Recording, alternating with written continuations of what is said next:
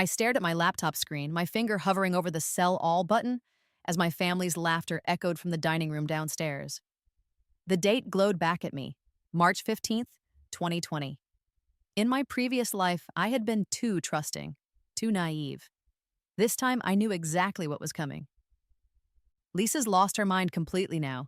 My stepmother Margaret's voice carried up the stairs, dripping with theatrical concern. Selling her entire portfolio right before the biggest bull run in history. The poor girl just doesn't understand money like the rest of us. My half-sister Jessica's giggle followed. Maybe we should have her committed. I mean, who sells tech stocks in 2020? It's like throwing money away. I clicked the button. Every single share, Tesla, Apple, Microsoft, Netflix, Zoom, Peloton, everything that had made my family wealthy in my first life, everything they'd stolen from me, was now converted to cash. $2.3 million sitting safely in my account. In my previous life, I had died 3 months from now on June 18th, 2020. Officially, it was a heart attack brought on by stress. Unofficially, it was the slow poisoning Margaret had orchestrated with the help of the family doctor she was sleeping with. I had discovered their affair and their plan to forge my will just hours before the digitalis finally stopped my heart forever. But death, it turned out, wasn't permanent for everyone. I had woken up on January 1st, 2020, in this same bedroom, in this same house that should have been mine alone, with 15 years of memories that technically hadn't happened yet. The market crash, the pandemic, the way my family would celebrate my death while fighting over my estate. I remembered it all with crystal clarity. This time would be different. The abuse had started when I was 12, right after my father died and left me his entire fortune in a trust that would unlock when I turned 25. Margaret had swooped in like a vulture, marrying him just weeks before his death, from what we later learned was a suspicious case of pneumonia. She brought Jessica, her daughter, from a previous marriage, and together they had made my life a living hell for the past 13 years. They had been clever about it. No obvious physical abuse that would leave marks or attract attention from social services. Instead, it was death by 1,000 cuts, emotional manipulation, financial control, social isolation, and medical gaslighting that had convinced everyone, including me, that I was mentally unstable. Margaret had controlled my trust fund through a clause that gave her power of attorney if I was deemed mentally incompetent. She had used this to funnel millions into her own accounts while claiming it was for my care and supervision. Jessica, meanwhile, had systematically destroyed every relationship I'd tried to build, convincing friends and potential romantic partners that I was crazy, dangerous, and not worth their time. They had stolen my money, my social life, my confidence, and ultimately, my life itself. But they had made one crucial mistake. They had underestimated my intelligence. In my first life, I had been brilliant with numbers and patterns. It's how I had discovered their embezzlement scheme in Margaret's affair. But I had been naive about human nature, believing that truth and evidence would be enough to protect me. I had confronted them directly, given them time to cover their tracks, and ultimately played right into their hands. This time, I would be smarter. The market crash would begin in 5 days on March 20th. COVID-19 would shut down the world and the Dow would lose over 10,000 points in less than a month. My family, who had leveraged themselves to the hilt based on my mentally unstable trading advice from my previous life, would lose everything. They just didn't know it yet. I heard footsteps on the stairs and quickly minimized my trading window, opening a random article about celebrity gossip instead. Margaret appeared in my doorway without knocking, as usual. "Lisa, darling, we need to talk about this concerning behavior," she said, her voice sickeningly sweet. She was 52 now, still attractive in a cold, calculated way, with platinum blonde hair and sharp blue eyes that never showed genuine warmth.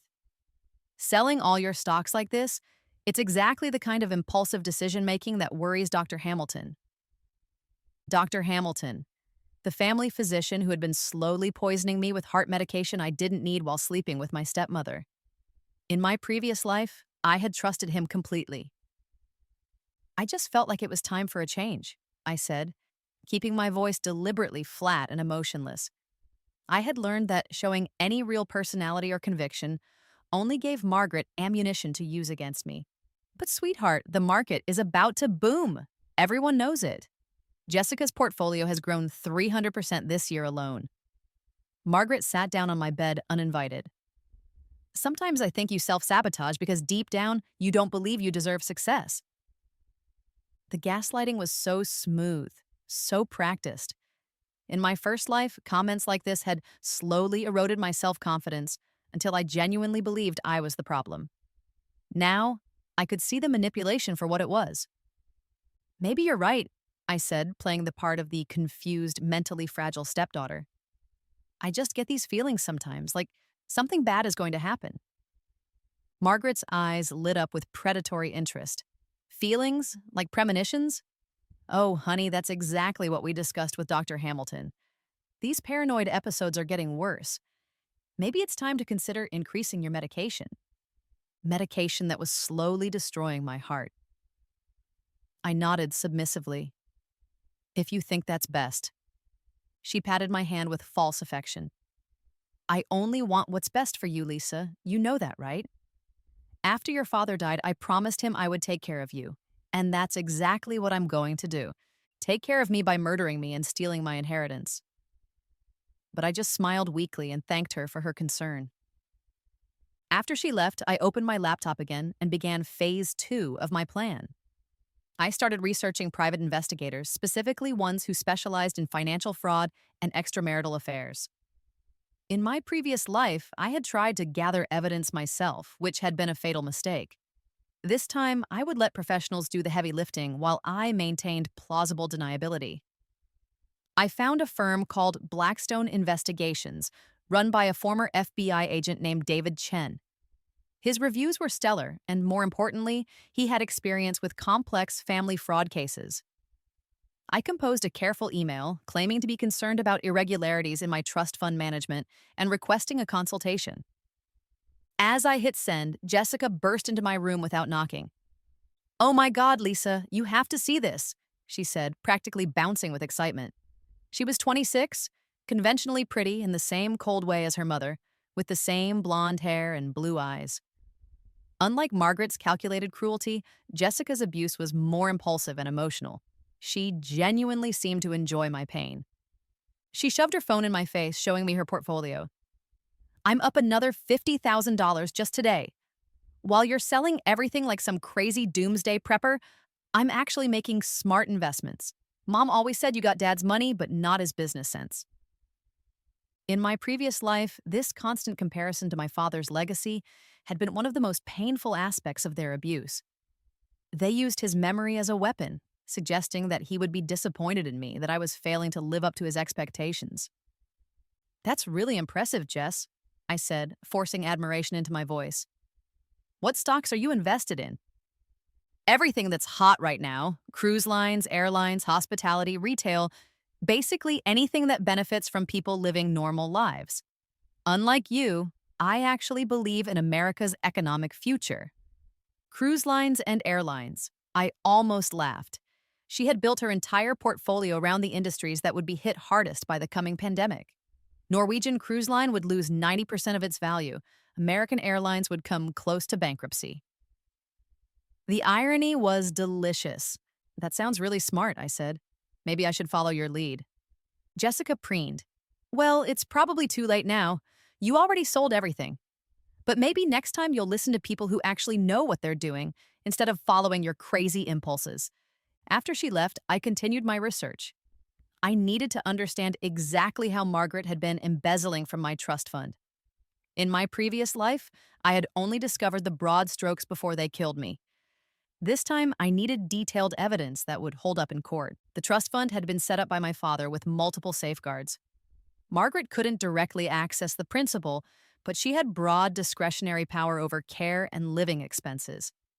Over the years, she had inflated these expenses dramatically, paying herself a generous caretaker salary, billing the trust for fake medical treatments, and even purchasing therapeutic items like expensive vacations and luxury goods that somehow never materialized. More cleverly, she had also convinced me to make several voluntary transfers to Jessica for her education and business ventures. In my first life, I had agreed to these because I genuinely wanted to help my stepsister succeed. Now I understood that every dollar I had given her was a dollar stolen from my inheritance. The total amount embezzled was probably close to $8 million over 13 years.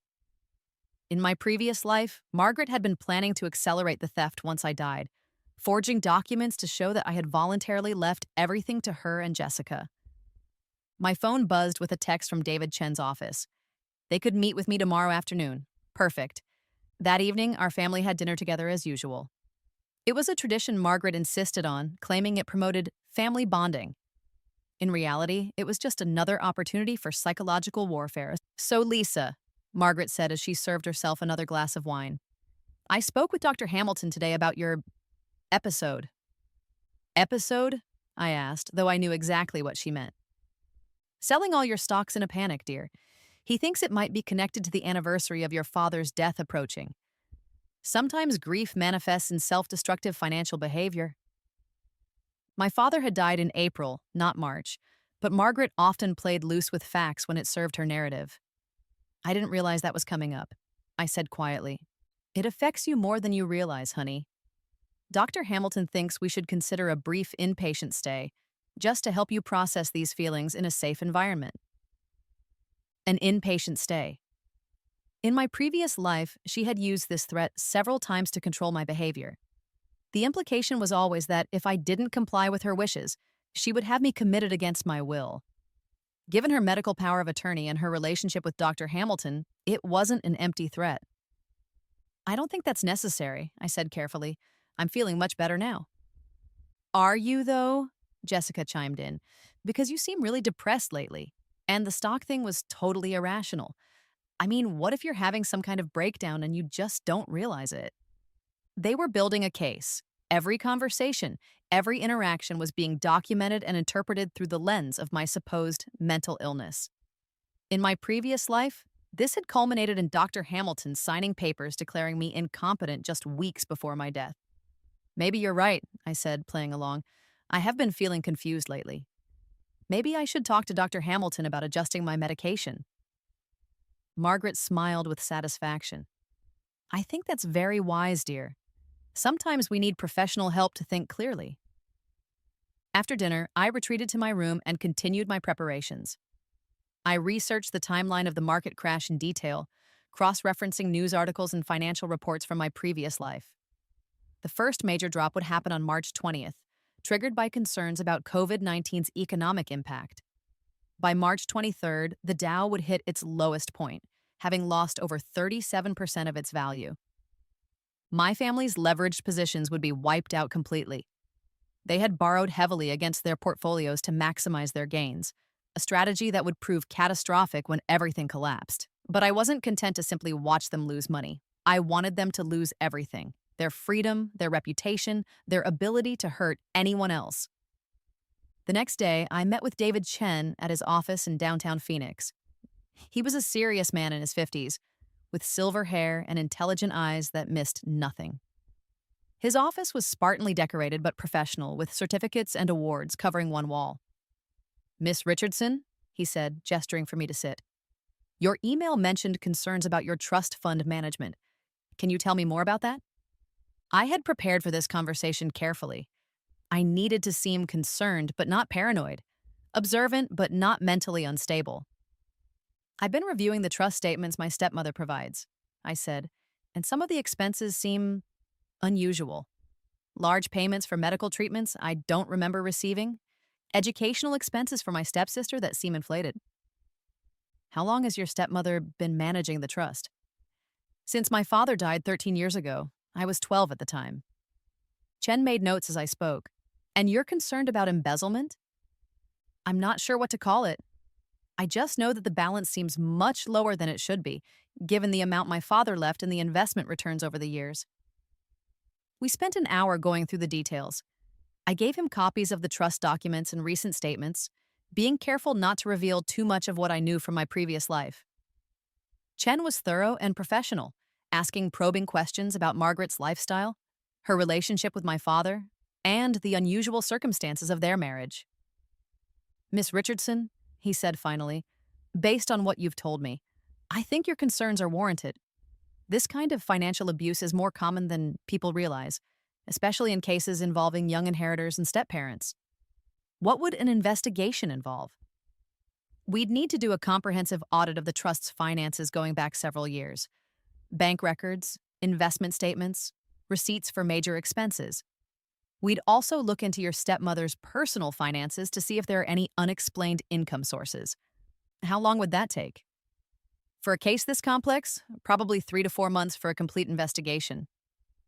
3 to 4 months. In my previous life, I would be dead in 3 months. But this time, I had advance warning about the market crash that would destroy my family's wealth and credibility. I'd like to proceed, I said. Chen quoted me a fee that would have seemed astronomical in my previous life, but I now had over $2 million in cash sitting in my account. That's fine, I said. When can you start? Immediately. But I have to warn you, investigations like this can get contentious. If your stepmother is embezzling, she's not going to appreciate being caught. You need to be prepared for the possibility that things will get ugly. If only he knew how ugly things were already planning to get. I paid his retainer fee and left his office feeling energized for the first time in years. In my previous life, I had been reactive, always responding to my family's abuse rather than taking control of the situation. This time, I was driving the narrative. That evening, I had dinner with my family again. Margaret seemed to be in an especially good mood, probably because she thought my meeting with a financial advisor, which is how I had described my appointment, meant I was seeking help for my irrational financial decisions. "I'm so proud of you for taking responsibility for your mental health," she said over dessert. "It takes real maturity to admit when you need help."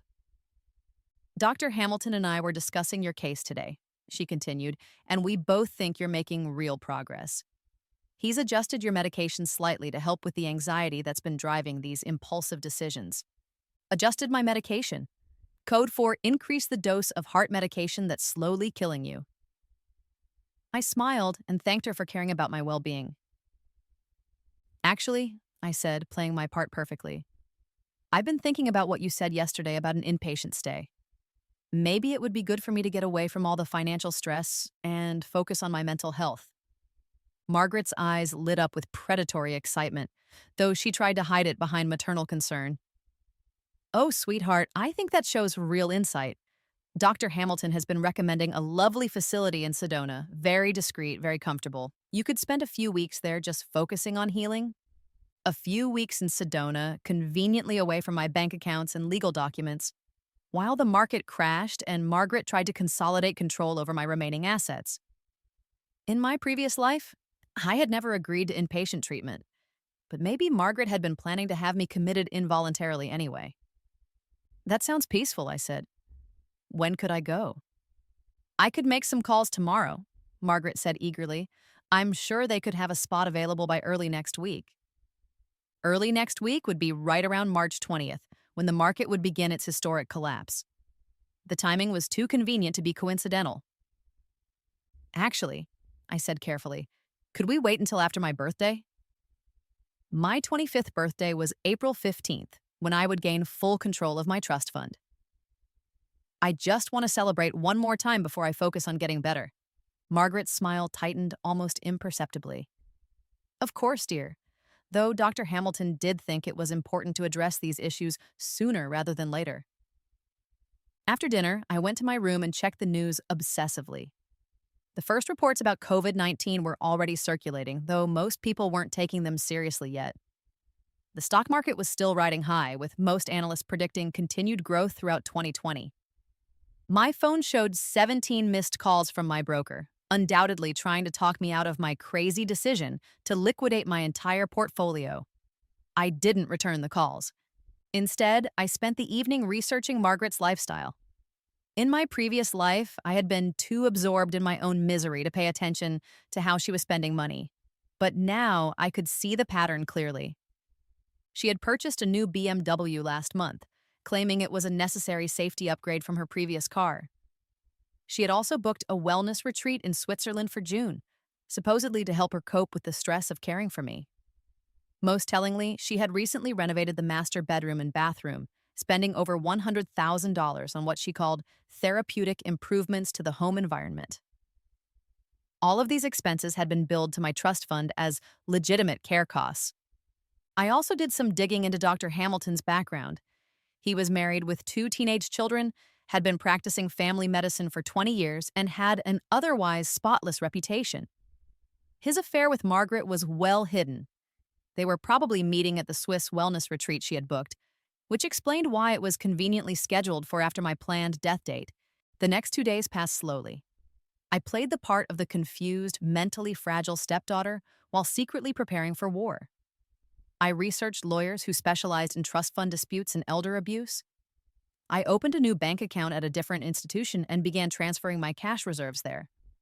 I even started looking at apartments in other cities, planning my escape route for after the truth came out.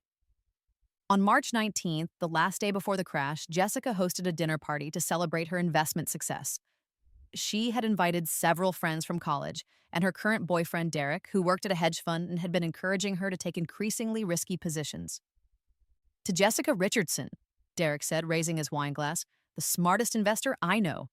While other people are selling in panic, she's buying the dip and getting rich. Everyone laughed and clinked glasses. Jessica beamed with pride, reveling in the attention and admiration. She had always needed external validation more than money itself. Being seen as successful and sophisticated was almost as important to her as actually being wealthy. I have to admit, she said, looking directly at me, it's nice to finally be the smart one in the family. Lisa's always been the gifted one, but turns out book smarts don't translate to financial intelligence. The casual cruelty was so familiar. In my previous life, comments like this had been devastating. Confirmation that I really was the failure everyone thought I was. Now they just made me angry. You're probably right, I said mildly. I've never been good with money. Well, at least you're finally admitting it, Margaret said with a laugh. The first step to recovery is acknowledging the problem. Everyone laughed again and I smiled along with them. Let them enjoy their moment. In 18 hours, their world would begin to collapse. That night, I barely slept. I kept checking the Asian markets, watching for the first signs of the panic that I knew was coming. Around 3 a.m. Phoenix time, the Nikkei began dropping sharply on news of COVID-19 spreading rapidly through Europe. By the time European markets opened, the selling had accelerated. I got up early and made coffee, sitting at the kitchen table with my laptop as I watched the futures markets predict a catastrophic opening for the NYSE. The Dow was projected to drop over 2,000 points in the first hour of trading. Margaret came downstairs around 7 a.m., still in her silk pajamas and already reaching for her phone to check her portfolio. I watched her face change as she saw the overnight losses in international markets. This is just a temporary panic, she said, though her voice betrayed some uncertainty. Smart investors don't make decisions based on short-term volatility. Jessica appeared a few minutes later, looking significantly more worried. Mom, should I sell some of my positions? Derek's already down like $200,000 this morning. Absolutely not, Margaret said firmly. This is exactly the kind of emotional thinking that separates successful investors from people like Lisa. You buy when others are selling, remember? The market opened at 9:30 a.m. Eastern Time, and the carnage was immediate. Within the first hour, the Dow had dropped 2,300 points. Airlines, cruise lines, and hospitality stocks, the core of Jessica's portfolio, were down 15 to 20%. By lunch, Jessica was in full panic mode. She had lost over $400,000 in a single morning, wiping out nearly half of her gains from the past year. This can't be happening, she kept saying, staring at her phone in disbelief. Derek said this was a sure thing. He said the economy was too strong for a real crash. Margaret was trying to maintain her composure, but I could see the cracks beginning to show. Her own portfolio was heavily leveraged, and she was facing margin calls on several positions. It's just a correction, she insisted. These things happen. We just need to stay calm and ride it out. But it wasn't just a correction, and we all knew it. By the end of the first day, the Dow had lost 2,997 points, the worst single-day point drop in history at that time, and Jessica had lost over $600,000. Margaret's losses were harder to calculate because of her leveraged positions, but I estimated she was down at least $2 million. Meanwhile, my $2.3 million sat safely in cash, earning interest while their world burned around them. That evening, dinner was a somber affair. Margaret tried to maintain her usual controlling demeanor, but the stress was clearly getting to her. "I've been thinking," she said, cutting her chicken with more force than necessary. "Maybe we should consider that inpatient treatment for Lisa sooner rather than later. With all this market volatility, it's probably not a good time for her to be making financial decisions." Even in crisis, she was still trying to control me. The desperation was showing. "Actually," I said carefully, "I think I'd like to wait and see how things develop. Maybe this is a good learning experience for all of us." "Learning experience?" Jessica snapped.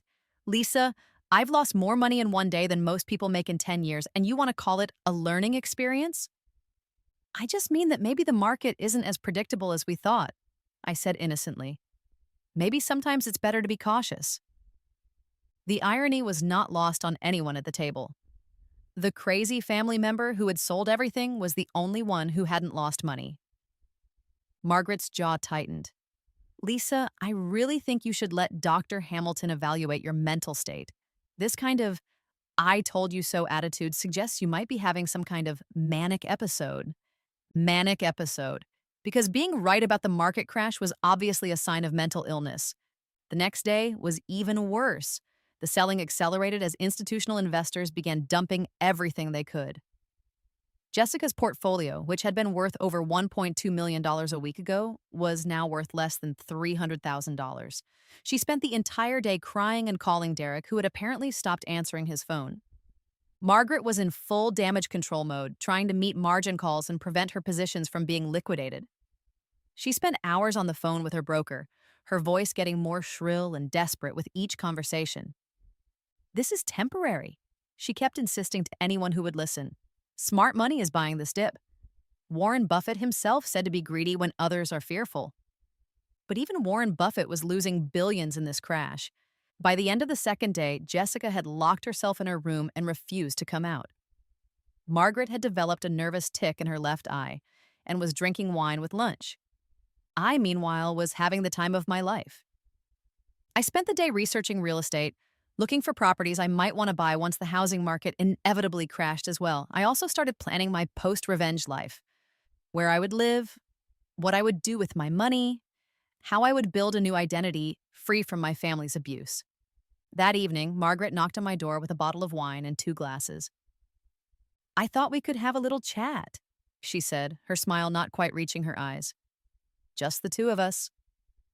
She sat down on my bed and poured 2 generous glasses of wine. "You know, Lisa, I owe you an apology.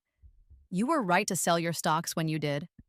I should have listened to your instincts instead of dismissing them." This was new. Margaret never apologized for anything, never admitted to being wrong. She was clearly desperate. "I've been thinking," she continued, "maybe it's time for you to take a more active role in managing your finances. You obviously have better instincts than I gave you credit for." Translation: "Please save us from our financial ruin by giving us access to your cash reserves." "I don't know," I said slowly. "You and Jessica seem to know so much more about investing than I do." "Oh, sweetheart, experience isn't everything. Sometimes fresh perspective is more valuable than expertise." She took a large gulp of wine. "I was thinking you might want to help Jessica out. She's been so devastated by these losses, and she's practically family." There it was. The ask. She wanted me to bail out Jessica with my cash. "How much would she need?" I asked, pretending to consider it. Margaret's eyes lit up with hope. "Well, her margin calls are around $200,000. If she could cover those, she could wait for the market to recover, instead of being forced to sell at these terrible prices." $200,000. In my previous life, I would have agreed immediately, desperate for their approval and affection. Now I just felt disgusted by their greed. "That's a lot of money," I said. "I'd have to think about it." "Of course, dear. I just want you to know that Jessica would be so grateful. We both would. And really, it's not like you'd be losing anything. It's just a loan until the market recovers. A loan that would never be repaid to cover losses that would only get worse as the crash continued." After Margaret left, I poured the wine she'd given me down the sink. In my previous life, she had drugged my drinks several times, and I wasn't taking any chances. The crash continued for another week. By March 27th, the Dow had lost over 30% of its value from its February peak. Jessica's portfolio was essentially worthless, and Margaret was facing personal bankruptcy. But the financial losses were just the beginning of their problems. On March 28th, I received a call from David Chen. Miss Richardson, I think you need to come in. We've found some very concerning irregularities in your trust fund management. I met him at his office that afternoon. His expression was grim as he laid out a thick folder of documents on his desk. Your suspicions were correct, he said without preamble. We've documented systematic embezzlement totaling approximately $7.8 million over the past 13 years. He walked me through the evidence methodically. Inflated medical bills for treatments I had never received, educational expenses for Jessica that were double billed and often completely fabricated, personal expenses for Margaret that had been disguised as care costs for me. Most damaging was a series of large transfers that Margaret had authorized using her power of attorney, claiming they were necessary for my specialized medical care. In reality, the money had gone directly into accounts controlled by her and Jessica. This is a clear case of financial elder abuse and fiduciary fraud, Chen said. The evidence is overwhelming. I recommend you contact the district attorney's office immediately. I stared at the documents, feeling a mixture of vindication and rage. Seeing the scope of their theft laid out in black and white was somehow more shocking than experiencing it firsthand. What kind of criminal charges would they face? I asked.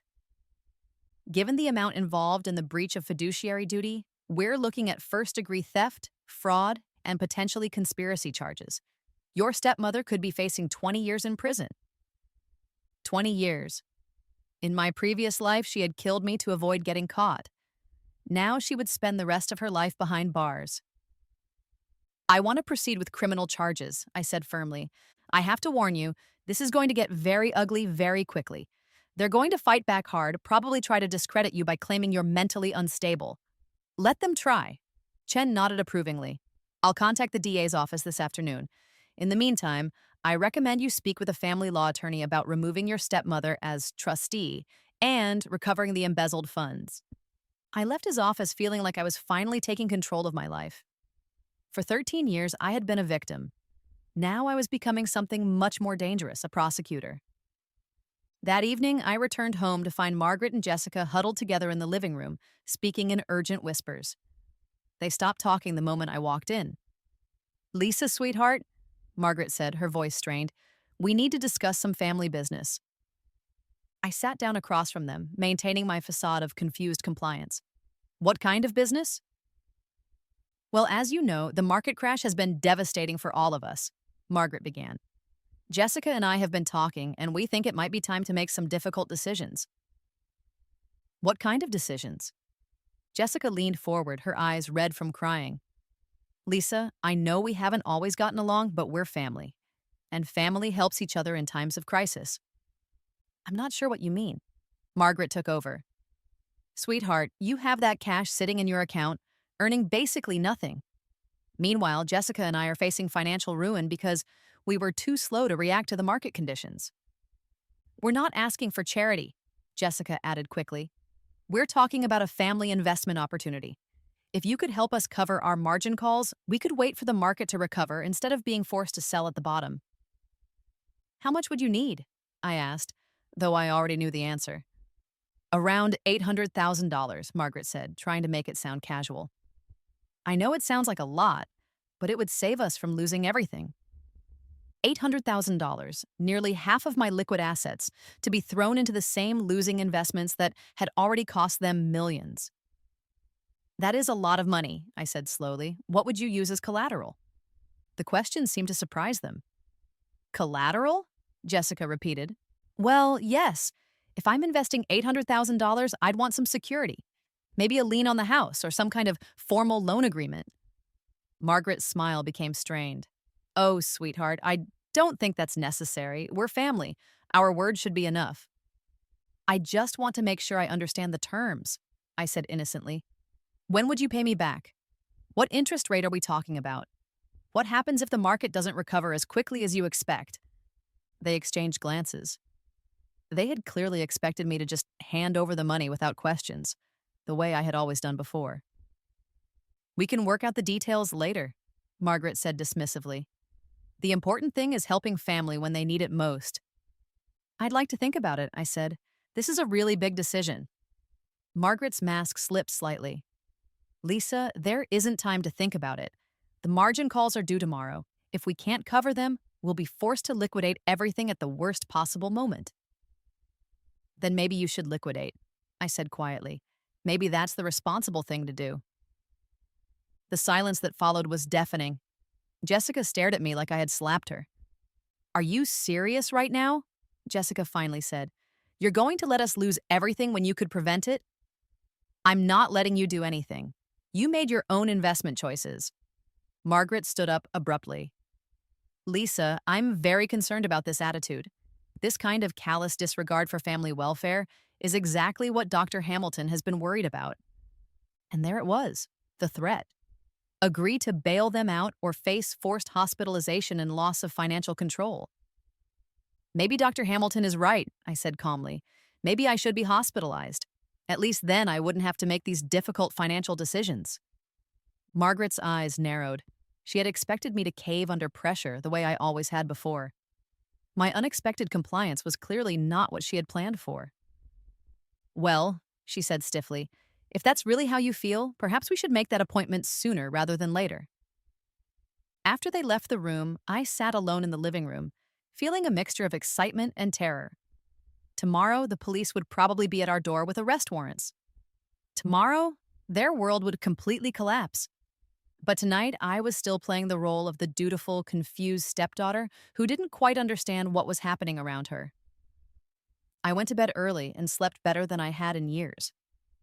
I woke up on March 29th to the sound of car doors slamming in our driveway. Through my bedroom window, I could see 2 unmarked police cars and what looked like a detective speaking into his radio. It was 6:47 a.m. They were here. I got dressed quickly and went downstairs to find Margaret in her bathrobe, looking through the front window with a confused expression.